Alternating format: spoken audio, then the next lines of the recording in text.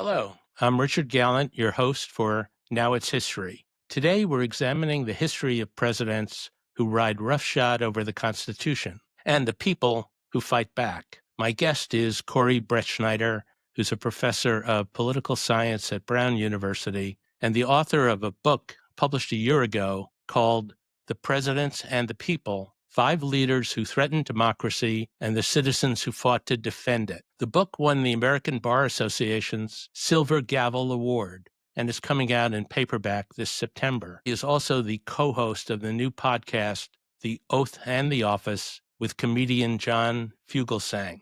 Corey, welcome to Now It's History. Thanks so much, Richard. I'm looking forward to this conversation and happy to be here. Great. Could we start by talking a little bit about what prompted you to write this book? Sure. I had always worked on questions of democracy and worried about its collapse. I had a master's thesis actually about the collapse of Weimar. I had a book called Democratic Rights, which was an attempt to understand why democracy requires much more than just majority rule, but a set of substantive values and a role for courts in protecting them. And I had written also about free speech and the importance of not just having a culture and protections of free speech, but a culture in which democratic ideas and a democratic ethos was spread, including an idea of respect for citizens as equals. So, these in many ways were idealistic books. And when Donald Trump ran for office, when it came down that escalator in 2016, I saw the opposite of all the ideals of democracy that I had talked about. In fact, I saw many of the dangers of the collapse of Weimar that I had written about earlier. So I pivoted from academic writing solely to popular writing, and I wrote a piece for Politico that I was hoping would only be necessary as a kind of one-off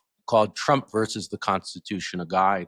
And I went through so many of Trump's statements really at odds with democracy, his promise to torture the families of suspected terrorists, not just the terrorists themselves, his promise to shut down the libel laws and really end our First Amendment as we know it. And, my argument was there that you could look at all these things individually as assaults on the Constitution, but more fundamentally, they were an attack on the oath of office. Article 2 in our Constitution sets out not just a set of powers for a president, but a set of obligations. And chief among them is the requirement that the first few seconds in office, the president vow to preserve, protect, and defend the Constitution. It's laid out word for word to symbolize the idea of constraint.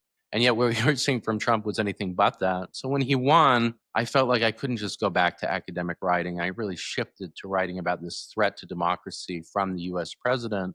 But I did it in a way, the Oath and the Office book is really about what a president should believe, what a president should do. And you see the opposite in what he was doing. But it was in many ways a hopeful book. And, after the Trump presidency, I was really doing a lot of media talking about the ideas from the Oath and the Office. And after the Trump presidency, I sort of took a step back and wanted to do a much deeper kind of crossover book, you could call it, both an academic structure, big idea. If you want to know the ambitious side of it, I wanted to write a book that was really on the level of Arthur Schlesinger's writing about the dangers of an imperial presidency.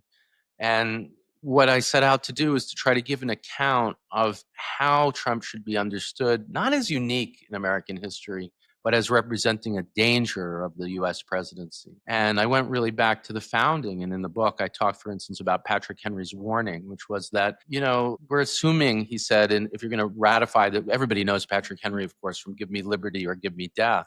But to my mind, his more important significance was as an opponent of ratification of the Constitution. And what he says is, look, everybody is assuming in defending this Constitution, including Madison and Hamilton, who wrote the Federalist Papers. He was an anti-Federalist, so one of the most important. He says they're assuming George Washington.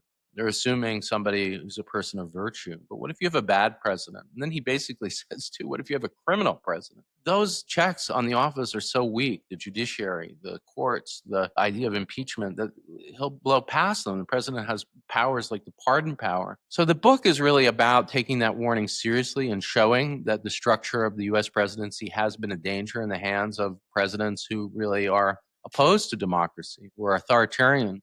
But it's also a hopeful book because it's about how we respond to those threats, not through, that Henry really was right, not through courts. They often make it worse. Not through impeachment. It's never happened. but through citizens rising up and reclaiming a democratic idea of the Constitution, and through forming what I call democratic constitutional constituencies, prevailing on recovery presidents to put things back. So the book is written in clusters to understand really the structure of American history. Threats to democracy by presidents like Adams, Buchanan, Andrew Johnson, Woodrow Wilson, and Richard Nixon, and then how we've recovered in each of these instances by, for instance, the newspaper editors who were prosecuted during the Adams administration under the Sedition Act, rising up and using their trials to put Adams on trial.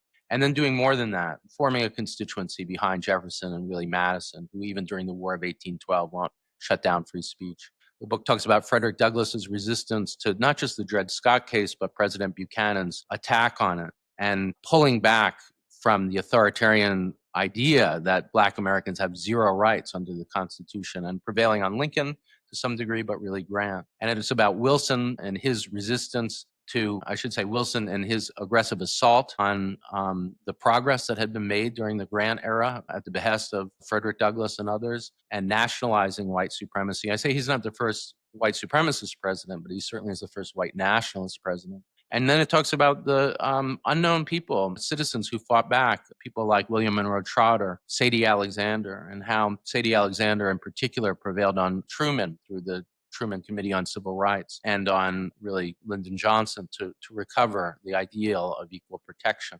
Now, the last cluster is a little different, and I'm happy to talk about any of these. Richard Nixon, I say, committed so many crimes that are unknown. I interviewed Daniel Ellsberg at length for the book before he died, actually, not too long before he died, and talk about how so many of the assaults, an attempt to kill Ellsberg, to break into his psychiatrist's office, an attempt to break into the Brookings Institution, a plan to do so by blowing up the firebombing it and taking out what's in the safe. Why do we not know about these things? And my argument is that the pardon and the failure to prosecute Nixon has really led directly to the current crisis. So it's a book about honesty and the dangers of the American presidency, but also hope, because in most of those instances, there's recovery. Well, I wrote a post on your book called Why the Presidency is a Loaded Gun, picking up on that Patrick Henry quote. No.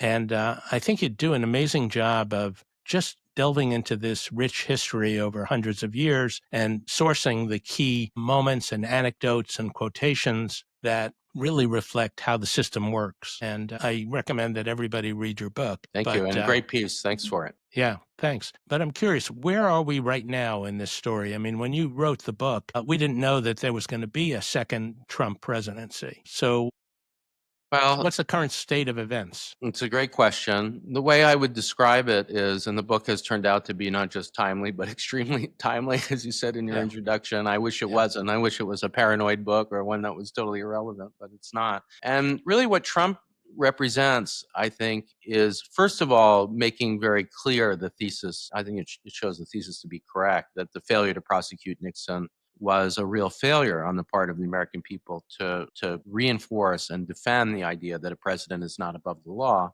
The case U.S. versus Nixon, which I talk about in the book, decided 8-0, and that found that a president has to respond to a criminal subpoena, isn't immune from criminal subpoenas in a case in which he was a co-conspirator, a named co-conspirator.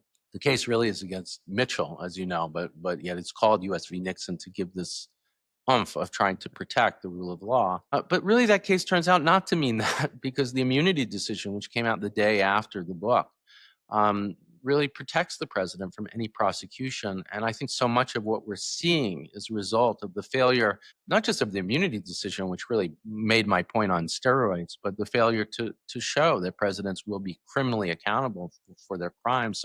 So much of the problem of the Trump presidency is that January 6th, the documents case, none of these things were successfully prosecuted, and it gave him a kind of green light. It showed him that he could continue. We have two emoluments clauses, actually, in the Constitution protecting using the office for profit. George Washington talked about that in the first inaugural. And yet the idea that Trump will be prosecuted for Trump coin or for earlier iterations of corruption, like the use of his hotel to host diplomats, it's just not going to happen. And so I think the first thing I'd say is where we are is my point in the book that was laid out very clearly, which is that January 6th is an example, if it's not prosecuted, of the failure to recover from Nixon. But Trump has really shown the relevance of the entire book, because if you go through each of the threats to democracy, he's revived them. case is about the Sedition Act and the shutdown of the opposition party and the attempt to prosecute political opponents. Trump is, of course, continually calling for that. The middle clusters are about the battle over what Frederick Douglass very early on referred to as equal protection, an idea that eventually gets enshrined in the 14th Amendment, and combating the idea that we would have in a democracy a system of second class citizenship or non citizenship, as was the case in Dred Scott. And yet, Trump is really turning so much of the gains of the Equal Protection Clause or the 1964 Civil Rights Act into an attempt to defend white rights and to return to a system of subordination. So, I don't want to sound like I'm tooting my own horn. It's a tragic thing to be correct about this, but the idea of the book that these threats have to be continually faced and that the presidency is a danger. He's not among the five mentioned in the title, but it's almost a perfect amalgamation of all five. And that really is the structure of the book. It begins by saying, imagine a president who threatened to shut down the opposition party, who fought against the idea of equal protection and that really thought he was above the law. And the point is, it sounds like Trump, but I'm talking about these five previous presidents. And it's not meant to say Trump's irrelevant. Quite the contrary, he's relevant to the entire thing. And he's almost, in a way that makes me uncomfortable, played out the thesis of the book and showed it. And, the book is getting recognition partly because of the moment in history, I think. So it just won the American Bar Association Silver Gavel Award for Best Book. And it's, the Bar Association is looking for things that capture the moment. And frankly, I think it does. So, all of us in social studies and civics classes were taught that the government is structured with three branches and there are checks and balances. Yeah. There's Congress, which has tremendous power, and the Supreme Court, which can overrule any law. So why isn't that working? Well, it's a great question. And it is a reason why I wrote it, because I think that so much of the traditional political science is so misguided. It really gives the fantasy of the Federalist Papers of Hamilton and Madison and their op-eds defending ratification against Henry and promising us, oh, this thing is secure. Now, I don't think they really believe that. I think the civics education version of it has watered it down. They thought this is only going to work if you have people of virtue in each of the branches, and that part's often left out. And we get a kind of political science mechanistic theory of ambition counteracting ambition, these quotes kind of taking out of context, that suggests the system's inherently stable. It's really not. And that's a lie to the extent that we've been taught that. And that's a big, big motivation for writing the book, that to say Patrick Henry was right about that part. These checks are very weak. Let's take the court. I just told you about the Sedition Act. And just to lay it out for listeners, the Sedition Act makes it a crime to criticize the president of the United States, but it leaves it perfectly acceptable to criticize the vice president. This is in 1798. Now, why would you design a law that way? I see you smiling because you're a great student of history. That's because Thomas Jefferson's a member of the opposition party, and you don't want to protect him. It was a partisan piece of legislation. By any modern accounting of the First Amendment, it was clearly unconstitutional. And the court does in the 20th century say that eventually. But why wasn't it struck down? It's 98 when Thomas Cooper and others say this is violating my First Amendment rights. It's because Samuel Chase and the Supreme Court are Federalists, and they fully support the law in the most partisan way. So my point is, we're seeing that now, that under the theory of the unitary executive, which we're talking about every week on the Oath in the Office podcast, including with the New Mexico Attorney General yesterday, the court is enabling this attack on the other branches. And I've been calling it a self-coup. And it's partly able to happen this way because that social studies, civic story really isn't true. But again, it's not that I'm saying there's no check. There's a sort of unanticipated check throughout American history, and that's comes to the preamble of We the People. That is the check. Steve Vladeck, who writes very intelligently about the Supreme Court, has talked about how this court is in kind of an appeasement mode with Trump and, maybe bracing for an eventual confrontation. But I found it extraordinary that at a time when birthright citizenship was under attack by Trump, and clearly judges around the country found his approach to it unconstitutional, the court more or less slap down the lower level judges rather than call out Trump. Yeah, you would think that, in the same way, why did the Supreme Court not stop the Sedition Act? That when it comes to, and just to lay it out for listeners, partly as a legacy, I argue in the book, of Frederick Douglass and his efforts very early on to fight back against Dred Scott, really outlining the idea of a democratic constitution. He says, for instance, the preamble talks about we the people, not we the white people. It presents an alternative. And I think that is important to see that throughout American history, we have these authoritarian ideas of the Constitution and democratic ones. And they're battling back and forth. Now, of course, the legitimate one I'm arguing is the democratic Constitution. And part of what comes out of that battle is the idea that if you're born in the United States, Douglass in particular is very interested in this. The original Constitution bans the corruption of blood, the inheriting of crimes of parents. And so for him, the idea that birth meant equality was so essential. And that idea is written into the 14th Amendment alongside the words equal protection. It says if you're born in the United States, you are a citizen. It makes a clean rule.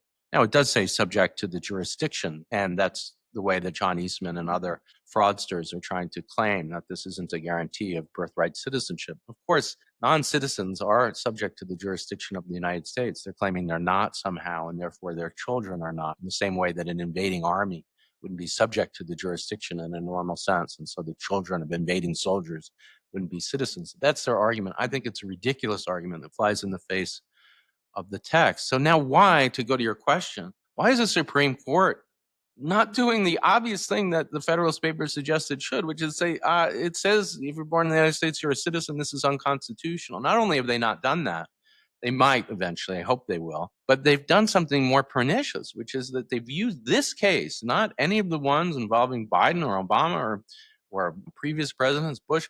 They've said that the power to enforce the law, the Constitution, which from Marbury versus Madison on, has started with the lower courts, that they can't say that something is nationally unconstitutional. In other words, they can't use universal injunction. So they've used this clearly unconstitutional moment in order to strip the powers of the lower courts to say something's unconstitutional. It's really a travesty. And a nice way to put it is that they're making peace with Trump. No, they're actively enabling his agenda. And, in different areas that we can talk about, they're doing that very actively. And so I don't think it's just passive or making peace. I think they are, as past courts have. Dred Scott, I mentioned, a horrible moment of a authoritarian president teaming up with an authoritarian court, or the Samuel Chase Federalist Court of 1798 refusing to do anything about the Sedition Act and lobbying for it.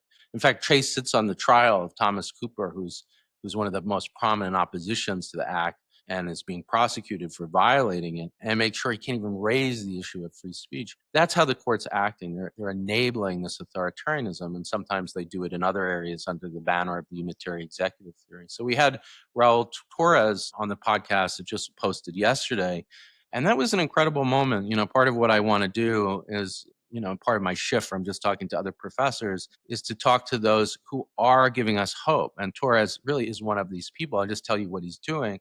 And the absence of universal injunctions, it becomes just so pressing that attorneys general team up to find ways to fight back. And he succeeded actually for now in New Mexico and other states. I think it's 26. They have injunctions against the revocation of birthright citizenship. And, one thing he asked is can that play out nationally, that we have half the country with a constitutional right and half not? I don't think so. So anyway, that's the kind of thing that has to happen, and that is a kind of citizen alliance working with the ACLU and other groups that we're going to have to see. And courts in the end might not. I just think that one's so outrageous that the court there will be just too embarrassed, and that's what he said as well, to go along with it. But in so many other areas, for instance, the stripping of the Department of Education, despite legislation that creates it, the court's going along with it. Very interesting. One thing that struck me as I was reading the book was the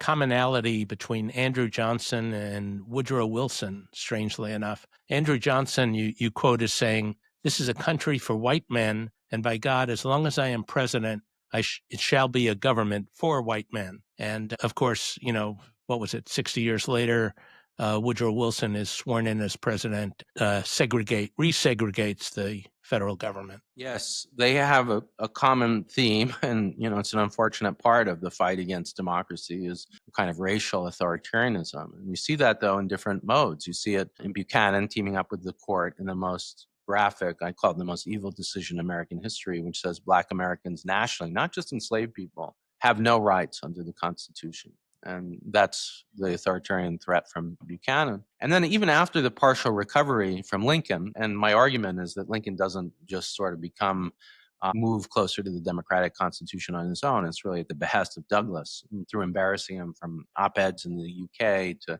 his one-on-one meetings and his many lectures. He begins to prevail on Lincoln to eventually in Gettysburg do what Douglas has been doing for a very long period of time, which is say, it's not just recognizing it's a constitution of we the people, not we the white people, and using Gettysburg to refer back to the Declaration, not to the founding of the Constitution and its ratification. That's an implicit reference of this idea of Douglas's that this is a universal idea of democracy, but also the idea that the Declaration should frame the entire way we read the Constitution. That's Douglas's kind of understanding, and that's my argument anyway. Although Lincoln is also famous for that idea, but it's not a full recovery because the vice president of Lincoln, of course, is Andrew Johnson, who is an avowed white supremacist, and you see Lincoln's sort of pragmatism, I guess you might say, misguided pragmatism. And Johnson is himself a threat to democracy.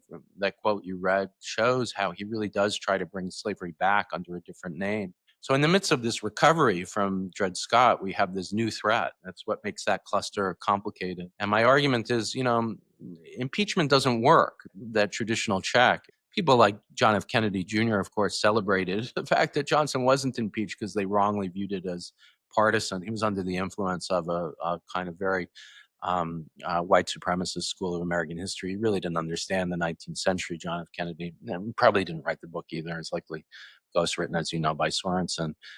The point is, though, that this new threat to democracy is finally countered by Douglas again. I mean, it is what's incredible about him, that he rallies America through these series of Black American conventions, through using not impeachment, but the actions of Johnson to undermine Reconstruction, to bring a national opposition to him. And Johnson is a vicious guy, too. He's threatening, for instance, to violence against his opponents in Congress.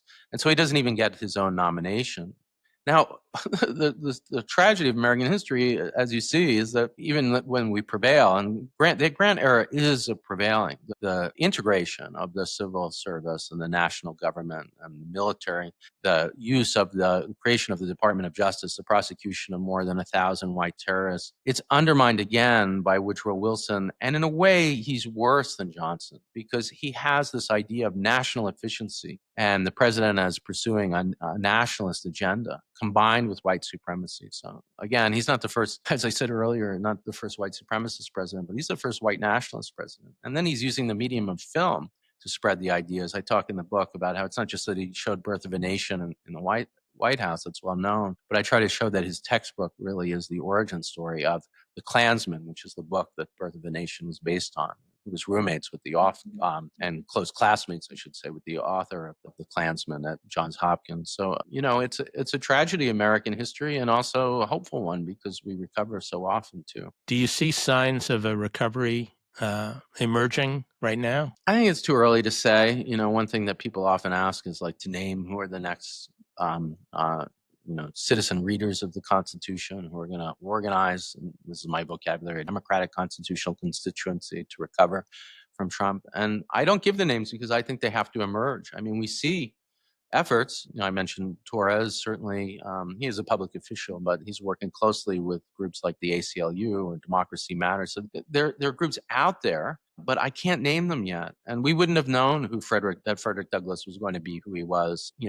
Even early on in the Buchanan presidency, we wouldn't have known when Martin Luther King was in the basement of the church in Montgomery that he was going to become I argue, in the 20th century, the most important leader of a constitutional constituency. So we're seeing moments, the No Kings, to my mind, really is such a perfect title for what I think needs to be done. The anti-authoritarian constitution, idea of reclaiming it, that just perfectly sums it up. And so Indivisible and ACLU, and we've had actually one of the organizers of these. If people want to listen to the nitty gritty of how they got going, Mike Zamore does a really nice job of talking about the role of Indivisible, but also the ACLU. And so these groups are there. And the other thing we have going for us this time in terms of it happening, and I'd say hopeful about it happening, is that we have the legacy of these past victories. And so, these groups exist now.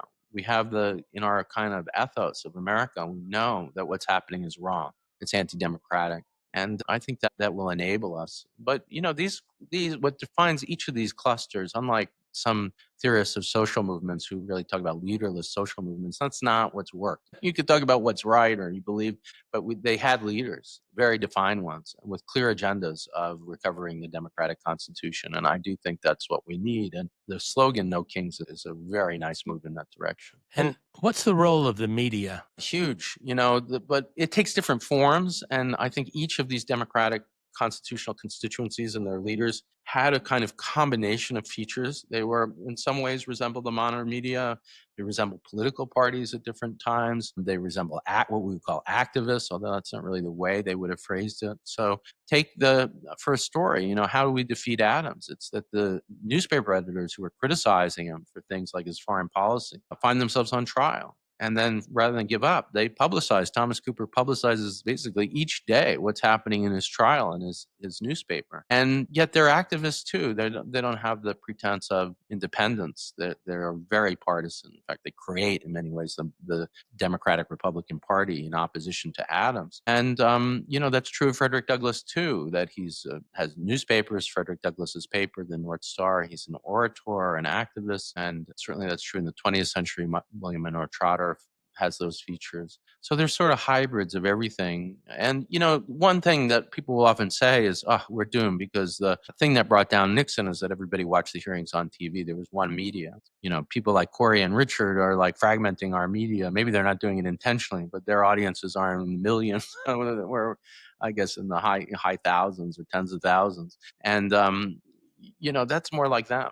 And so part of what I'm doing on The Oath in the Office is quite consciously trying to imitate what these editors did in the past, and to do a combination of reporting on the news. My co-host John Fugelsang is on SiriusXM every night. He's also very funny, as he said. He's a comedian too and does stand up.